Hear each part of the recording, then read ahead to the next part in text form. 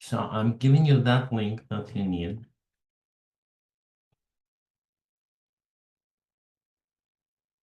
There you are. And you can click on that, or you can just type. That's a bit.ly link. That's its purpose. Okay, and Joshua, thank you for posting your LinkedIn right here. I'm clicking it and immediately. Okay, wonderful. So very good. So you know what? Maybe I should save that. But let's go back to what we want to do. Okay, we are here. Okay, and that's what we're going to cover, more or less. Cannot promise that we will do it all. And not only that, but down below there is almost, we're coming to webinar number 100. So if you have some ideas on how we should celebrate, tell me. But that here is an outline of what we're going to cover. And that here is an answer to an often asked question. That is the learning path. So if you want to learn about AI, one possibility is go through all of these courses. Now, the structure of these are like that. Here you have the what it is generally about. Here you have just the subject. Here you have the link to the actual course. Usually it's a link somewhere on Coursera, on Deep Learning AI. It may be a YouTube here, as you can see. And going down, you will see quite a lot. So it's coming to 89. Those numbers are when they finally get into my repository, they get a number. So for example, let's say Vibe Coding 101 with the Replit. And we'll talk about this today, but it already got into the repository. So if you want to see it in the repo, you'll see it. If you want to see it in the course, what is the difference? And by the way, that's what we do here. The difference is that I try to really do that. Whatever they tell me, I try to do that, try to put it into my repository, get the necessary keys, run it there.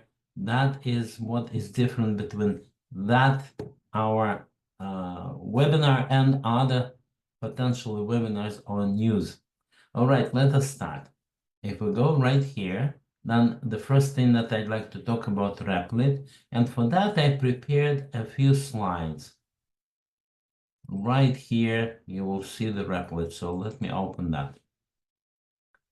Okay, so Replit is coding. Okay, now I see the hand. If you want to also, Josh, if you want to say something, if you want to type, just type. But if you want to say, then tell me, give me the mic, please. Okay, I will open the chat so that at least I'll see what you guys are saying. There you are. Move the chat a little bit and hope it will be okay. So I was very curious. That's a new course. They say an interesting thing about this course. They say the first thing that there will be no labs and there will be nothing for me to store in the repository. So what I did store in the repository are my slides, and that's what I'm showing you. Now, it right away tells you that it's AI coding, or really AI no coding.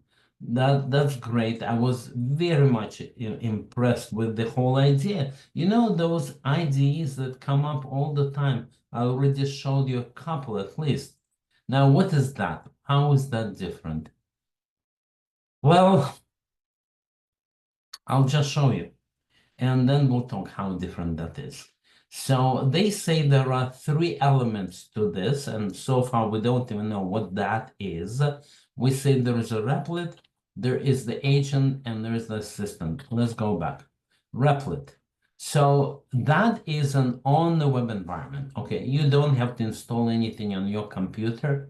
It uses AI tools and helps you with everything. Everything that you need, database, everything else is deployed So that is the first impressive promise. Then it turns out that there is an agent. Build a new project from scratch is what your agent does it, or generate a whole build plan, or do something more complex. Again, very impressive. And finally, assistant means you can talk to ChatGPT. But again, I'm giving you my own personal opinion is that it's just a way to teach your mother-in-law, nothing bad about mothers-in-law, but that's usually an example that your mother-in-law is doing Visual Basic, so you should, right? Your mother-in-law is doing coding without coding, so again, you should. And that is the whole purpose. I think the reason they didn't give you labs because it will be even less fun than it is. And as it is, I found it to have very little fun. So yes, it is an environment where you can do things, but you can do pretty much a lot of stuff with just AI. And it's nice of them that they combined it into one place and they prepared all the windows for you. But after a while, you understand that they're really teaching you coding. Like they tell you, going back, they tell you that it all depends upon the skill, how much skill you have. And in the end, it turns out, yes, you just need practice, practice, and practice. You know, how do you get the old joke? How do you get to the Carnegie Hall? Well, practice, practice, practice. But I think there is another joke. So they tell you that the skills that you get is what will determine. And what are the skills? Well, just do it. And then they talk about thinking like something that you do every day and all the jokes connected to that. But in any case, they teach you how to write software. They just don't want to say it. They want you to feel good and relaxed. And no, you don't have to code. But that is in fact what they teach you. So the first thing is you think about the terms. You need to know if you never programmed, you have to know that you sit down probably, and think about what you're going to do, create a framework. What is a framework? Checkpoints, what are the checkpoints, debugging in context? All right, so they get the first project, but that project doesn't work, of course. So now you're saying, oh, sorry, it's a little bit boring, but in the end, you'll have something very nice. So you will have to actually do the work deeper and deeper. You are becoming a developer without even knowing that. And that's how they introduced the debugging or hard work to build it. And that's because nobody knows what is it in your mind before you do it. And AI also doesn't know. So there is a question of philosophy when AI, like me, will teach other AIs like you, and the humans will be out of picture. Now, there are 2 points of view. One of the points of view is pessimistic. Yes, it's coming, and the Earth will be populated by AI. And another one is that it's another friend. By the way, I have a book just about exactly that. Let me show you.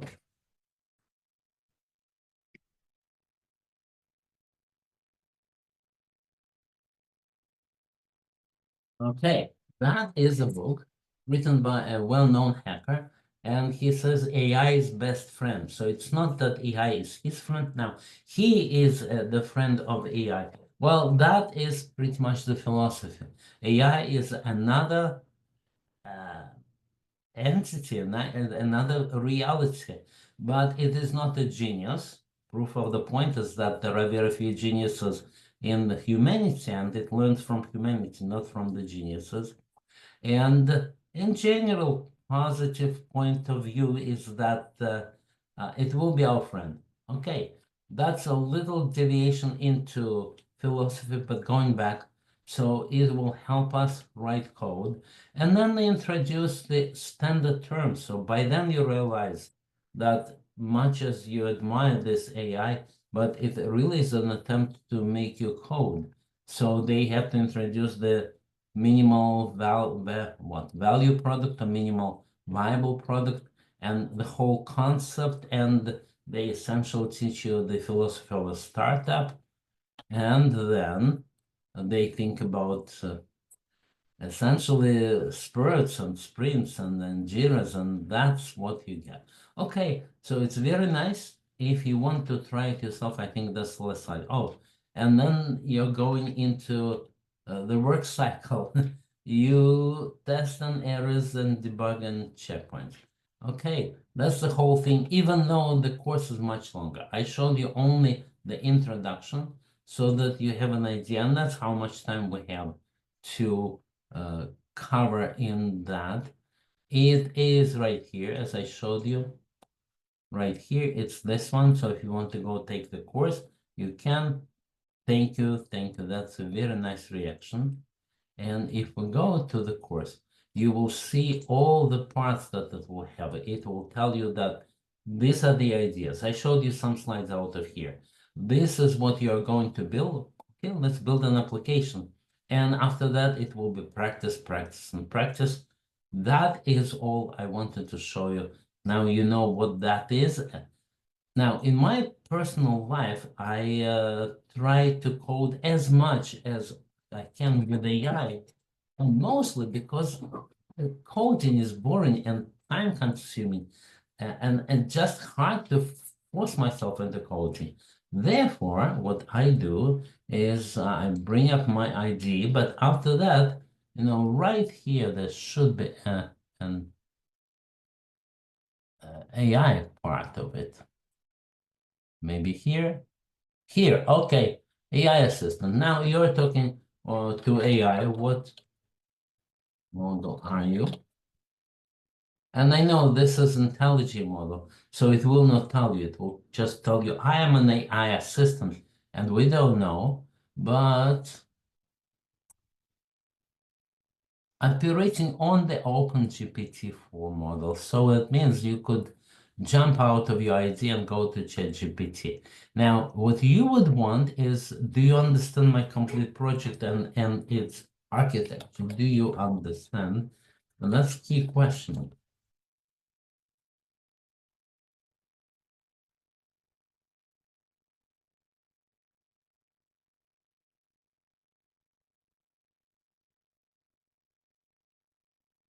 Yes, I do not have the visibility, but really it can. And that's a big question, whether it will be able to or no. Most of the today's tools and most of the lectures, they all say, no, it's a cooperation between you, the designer, and we're not even thinking about that you as a designer are human and you have desires. But even the architecture view is out of the scope of AI. All right, going back. Here it's some news from Andrew Ng and some very interesting news and points of view. Okay, any big difference between Replit and Cursor? So Cursor is one of the coding tools with AI. In addition to Cursor, we looked at yet another one. I don't right away remember its name. I wonder if it will show up right here. No, it doesn't. But this Replit is more for the community. It's trying to teach the world coding. Cursor is much more of a programmer tool. It would assume you already know how to code, and Replit would allow you to do it all on the web and easy. So one of the places where you can use it is if you are teaching somebody to code. Okay. Alex says, AI that writes code learns the code from human developers. Yes, it does. How does asking machine to write other people code for you teach you how to code? In other words, Alex, what I think you're saying, if you ask AI, how do I code? Then it goes, looks at how other people code, and that's what it teaches you. Is that what you're saying? I think basically, yes, that's what it is. But I don't see that there would be anything wrong with it. Only if you steal the code from somewhere, which is a very important question. But let's go back here. So first of all, Andrew Ng comes with a new idea. Okay, it's a great discussion. Is it really teaching you, or how does it work? But Alex, let's continue with that, and maybe then we'll come back to your question. So first of all, Andrew Ng talks about that there are two ways to approach any project, and one way is what people heard and like to impress others with. I have my own model. And what I'm doing is I take an existing model maybe, or maybe even build my own from scratch and fine tune it for a specific task. Now that sounds great, and that as a startup, you can say, I have a special model that you guys don't. But as opposed to Andrew says, you can just use prompts. In other words, just use ChatGPT or any other big model. And Andrew Ng definitely pushes you into don't do your own models. And he says why you shouldn't be doing your own models. What would be if you use prompts and mega prompts? So in my practical life, I don't venture into fine-tuning small language models, but instead I built quite a large prompt. I showed you these prompts a few times, but I will show you something like that again. Let me just open my repository. Okay, and it will be under Skya here. Well, okay, it's raise blind charging, which means that it's a law that passed in California, and it enables you to take out the racial hints, and we need to check if the prosecution will go after a certain race more maliciously than after another race. Well, for that, you need to understand it, and here are the prompts.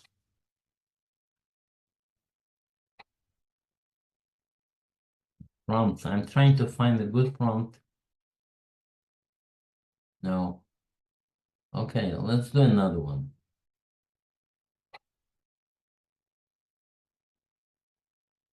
Red. Red are police documents and they look for previous arrests. And to get them out, you need prompts. So here are some examples of prompts. Okay, 1, 2, 3, 4, 5, 6, 7, 8. That's a minimal prompt, you see. You tell it, if you're looking for personal information, that's how you do it. Look for the name, or look for name 01, which is not an obvious thing, and you tell that. Look for the date of birth, and so on. That's an example of prompt. But then it becomes bigger and bigger and bigger.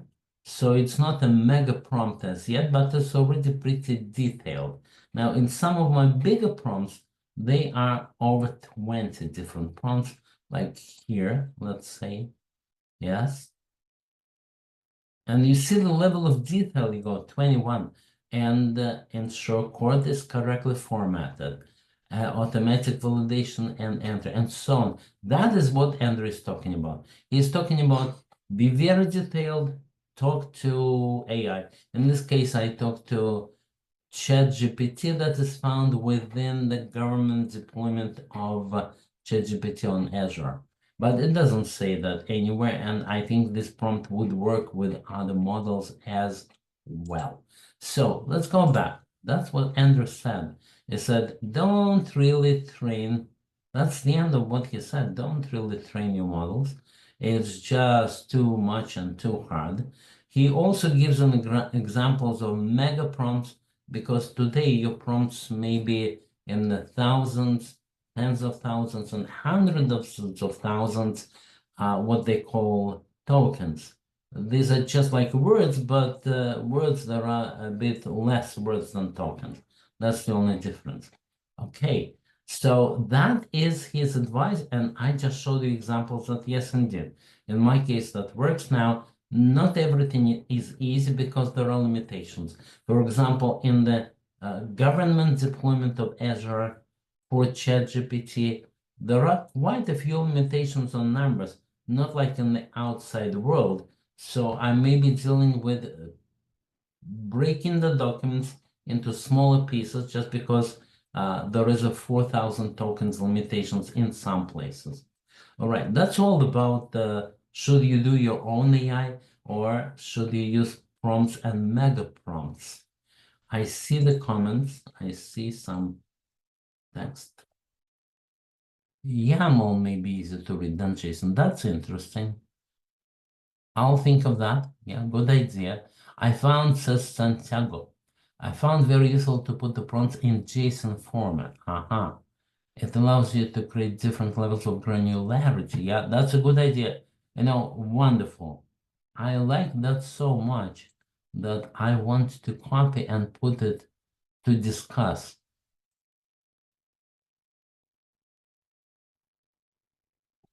What happens if I rewrite my prompt in first JSON and next maybe in YAML? But let's put it here. Okay, and this one also. And we'll revisit it later. But right now we're here. Now, the next thing, Tutor Copilot. What is that? Now, that is a work from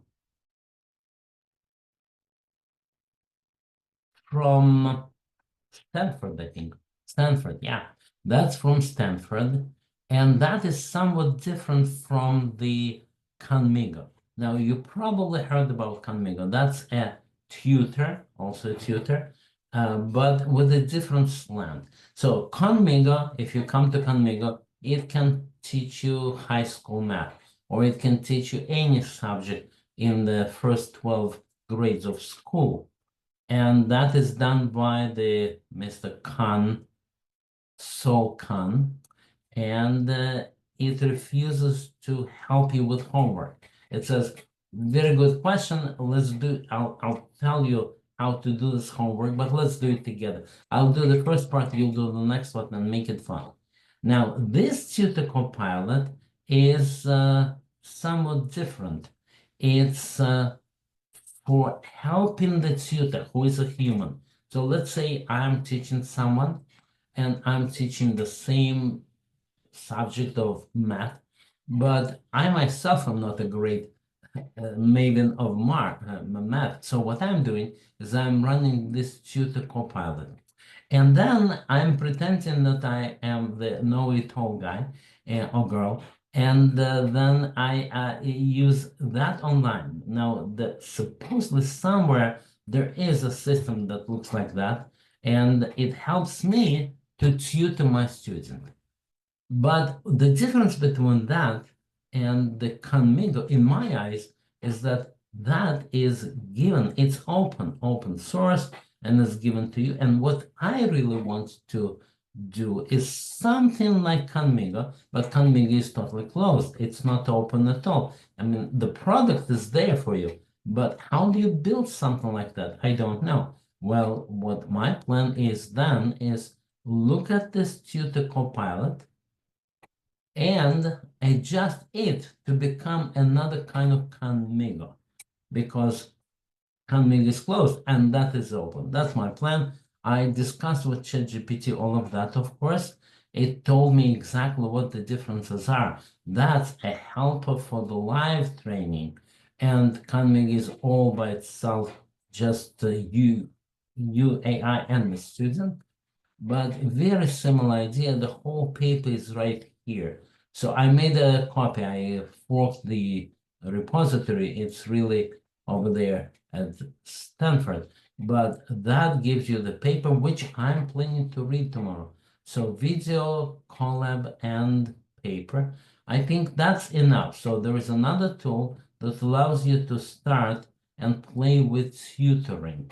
And this tutoring was not obvious. I already thought about how I can do it and how I can implement Conmigo for my training purposes, which are enterprise training and not K-12. And I saw it not easy. I also saw that AI came up with a grandiose plan, but that was not easy to implement either. In other words, that's a good candidate. I'm bringing that to your attention, just as Andrew brought it to ours. And I am going to also read the paper. Now here I see some new comments. Yes, Hamad, there will be a recorded session. Please leave. Not that please go, but in the sense of don't worry, it will be there. Okay, so we looked at Tutor Copilot. The idea of Tutor comes up in many contexts, many kinds of contexts, but it's different every time. All right, now the next two guys, I promise that I will build something with OpenAI tools for building agents. Unfortunately, yes, I got to the point where I can start, but I didn't build them as yet. So that will have to be copied together with the next one here. So as you know, I work a lot with document processing, and I get in touch with many companies that are also document processing. One of them that I spoke to is Hyperscience. There, okay? And what's amazing about them is that they are federal authorized something, not sure what it is, but I spoke to people there directly, and I will look at what you can do. It's friendly competition, but what's important is that we all use this magic of AI. Okay, so that is here, compile it, and that is additional builds so for next time. But that was an interesting question. Somebody in our group, they said, I'm using Grok and it works better than ChatGPT. Okay, so that really, we couldn't even figure out what kind of Grok. There is a Grok with a K, there is a Grok with a Q. The short story was that Grok that belongs to Elon Musk, or some other name, I'm not sure, but I think it's Musk. Okay, that Grok is not available even. It's not that you can use it. It's AI that is within Twitter, and you can talk to it through Twitter, provided that you have a very expensive subscription. And I don't. I'm not sure that anybody would right away buy it just to satisfy their curiosity. But I asked ChatGPT a little bit and it became clearer, but not completely clear. So right here, I said, who is who? Grok and Grok. And it turns out that there is a Grok as a verb, so forget about that. But here, there is a Grok within Twitter, and now it's called X. But you need Elon Musk, okay? But you need a subscription. So I would doubt whoever said that it's better than ChatGPT. I wonder if he was just provoking us, because show us how you do it. Maybe I'm considering buying the subscription, and maybe then I try that. They say it's funny and humorous. Okay, other groks are interesting, but not it. So the answer is that yes, there is AI by Elon Musk, and yes, it is competing with ChatGPT. But today, I think there is little availability, and so you're saying, Santiago, that when it is on Hugging Face, then it points to XAI, but being that it is pointing to XAI, can you use it? In other words, if you go to Hugging Face and you search for Grok, right? Then it is XAI, but can you play with it?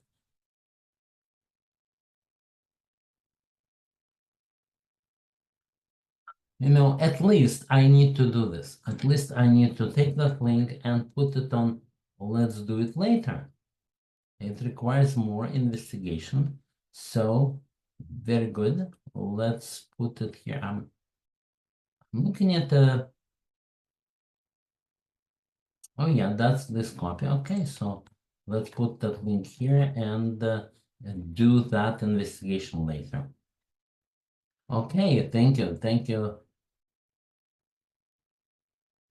Yes, with a paid Twitter account, but paid for what, like $100 a month? Or do you know the price?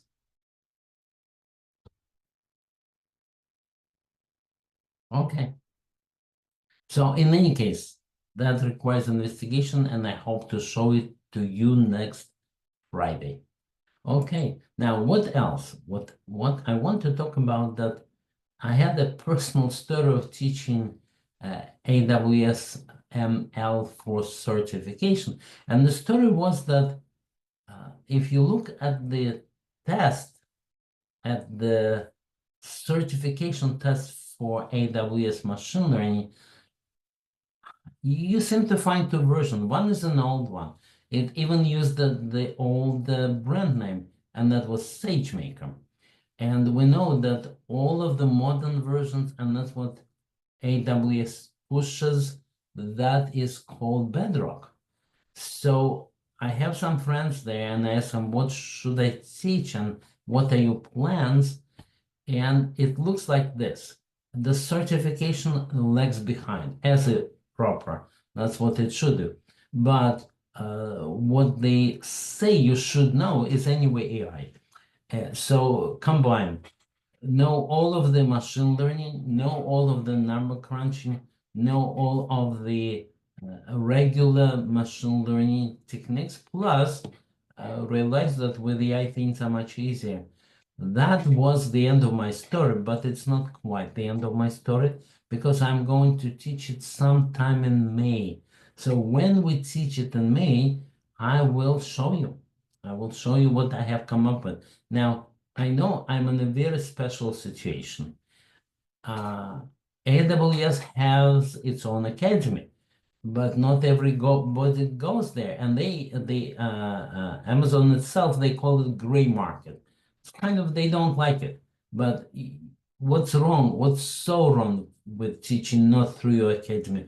Well, there is nothing wrong. And I am composing exactly that. I'm composing what they would call a gray market course, and I'll be teaching it sometime in May. And I will show you at least the outline of what I do, and I can right away tell you how I'm going to do it. Here is how I'm going to do it. I will go to the test. Now, let's really find it real quick.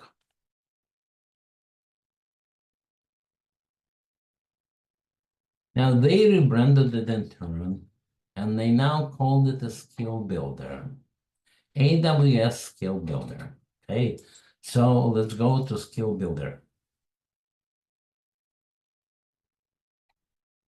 That's skill builder. Now, to me, it's terrible because these were the well-known labs called Quick Labs, and by now part of it is owned by Amazon, part by Google, and it's you get in the middle of that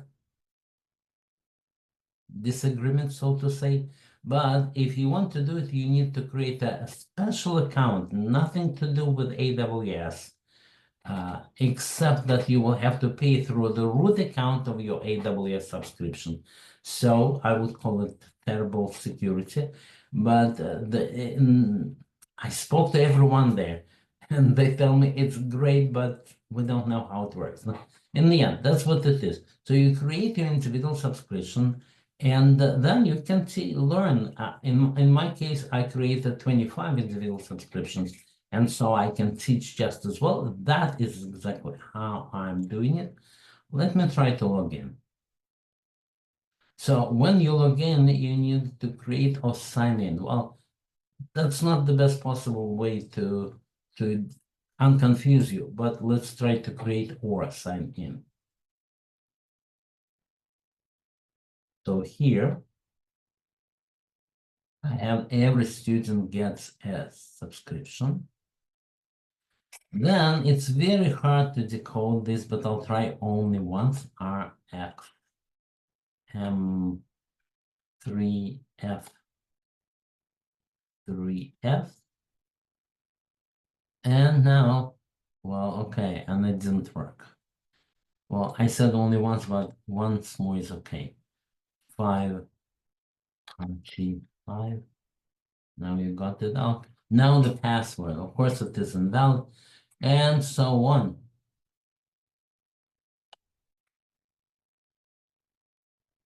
Let's try the password. Additional verification. Well, in any case, you get into the labs, and with these labs, maybe they gave me the password. No. All right. So I showed you basically how you'll do it. You will create this account, and then you can learn all you want. It's 1,000 labs there. 1,000 labs, and in my case, I'll create 25 accounts, and I will be teaching 25 students, but I will also show you exactly what I'm going to teach. Okay, so that is pretty much it. I left some undone, but that's the nature of life. It's never complete. And here we are. We covered how to stop coding and start planning, because it's essentially you talk to AI with your grand design, and then it does. They implement the design. In my practical life, doesn't quite work this way. I have a big project and it cannot get into the project. I'm still the designer, but it's very good at doing some little very localized tasks, and that works pretty well. At least it's more fun than just coding everything. There is a tutor copilot which still will have to try to run something on that. That's the next time. We will also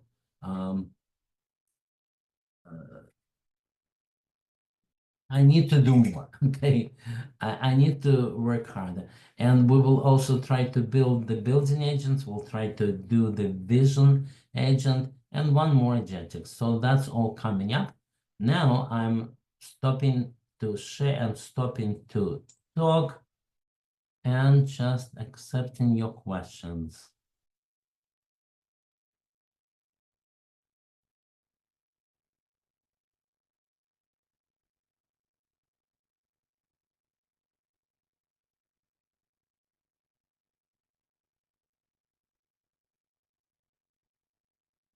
Okay, no questions. It seems I think I covered quite a lot.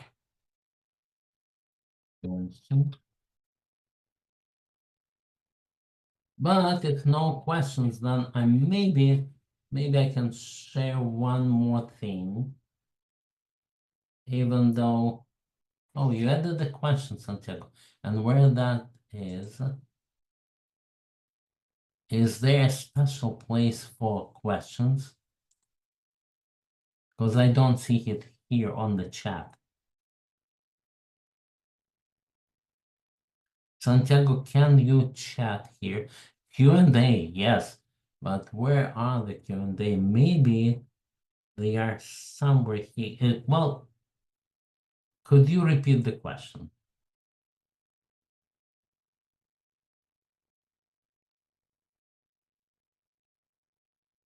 Meanwhile, Al Mercado says, will Copilot assist you in writing code? Yes, definitely, and I do it all the time. Okay, so let me show you. Here I am.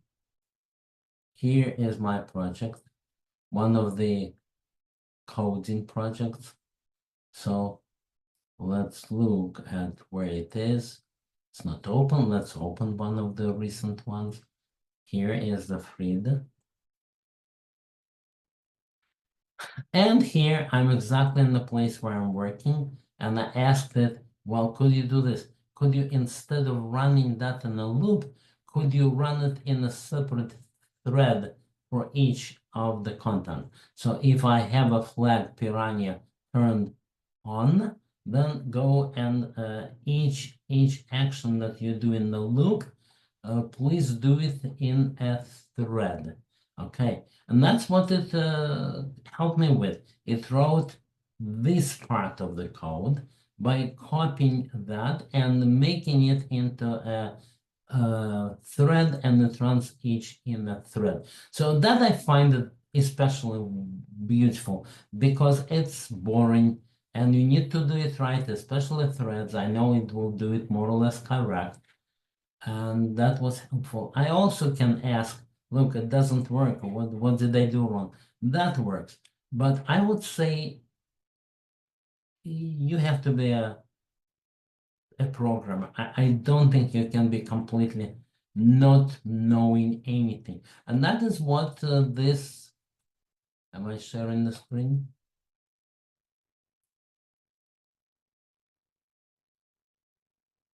That's what I was talking about. That was the code that it helped me with. Here, that was the code that it wrote where it used the executor for multiple threads. And of course, now you need to ask, why did you use executor? Why didn't you use some other ways of threads? Where do my threads meet? How do they tell each other that they are done? So you do need to be a programmer, at least today, I'm sure, maybe in the future. And that is what this replit is also about. Replit purposes or pretends to be, I'll write the code for you, but practically what they end up with is teaching you coding and all of the kitchen of coding. So it helps, but it doesn't replace the programmer. The programmer, in my opinion, has go to a little bit higher level. He has to be, or she has to be a designer, has to be an architect. But you can ask ChatGPT how to become one. Oh, now, Santiago, is there any recommendations to create PRD, that is project requirement document, to integrate with Replit? So Replit talks about that it helps you do the PRD, Santiago. So if you're talking about can you take outside document and then put it into Replit, I would expect that will be hard. Because what I noticed is that it's pretty hard to take the existing body of code, the existing architecture, and integrate it with the AI tools. Where they excel, it's just like human. The human will take a couple of weeks to familiarize themselves with the code base. Same thing, except that maybe shorter. But bringing other outside PRDs will be, I will expect, will be hard. If that is your question, if you can say, you know what, I will do another PRD. I will ask you to write one. Maybe it will be easy. I hope that was your question. Now going back to the chat.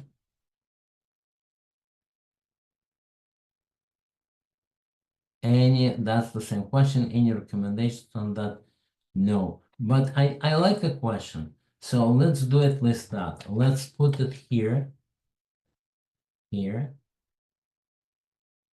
And that will be the next Friday, and we will look at how you can do it. I'm looking at all the questions.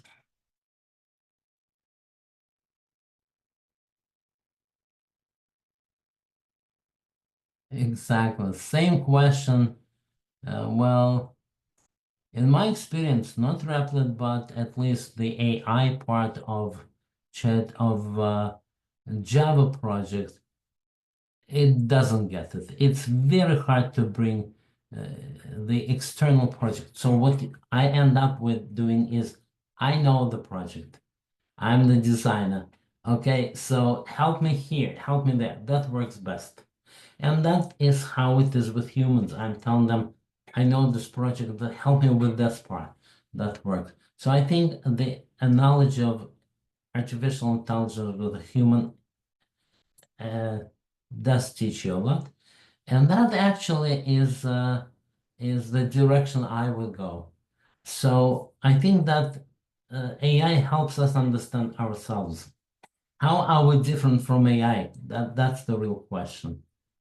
And that's not an easy question to answer. But I'm not pushing it on the next time discussion because it's too much philosophy for today. Okay, so we are ready almost for the next Friday. Let's see if there are any more questions.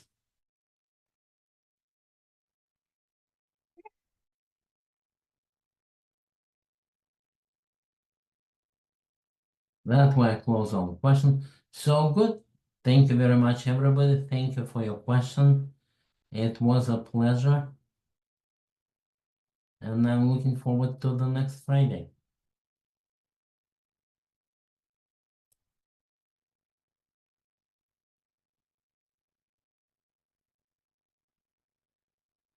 Thank you. Message Shin from Houston. And one more message. Thank you, Paul.